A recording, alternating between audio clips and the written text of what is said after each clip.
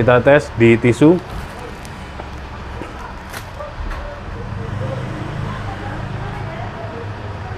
Jepit dengan 2 jari dan jari jempol dari telunjuk, jari tengah ya, jari telunjuk dan jari tengah, jepitan dengan jari jempol. Selanjutnya jari manis dan jari kelingking ditekuk. Lalu dari pangkal ini digesek posisi sejajar bahu.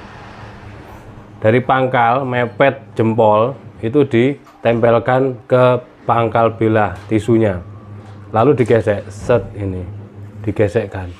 Kalau dia tajam, benar-benar tajam, maka dia akan tersalis, tersayat rapi begini, tidak sobek. Ini Masya Allah, betul-betul tajamnya itu tidak hanya gurih, garing, crispy, crunchy, tidak, tapi dia tipis banget, tipis.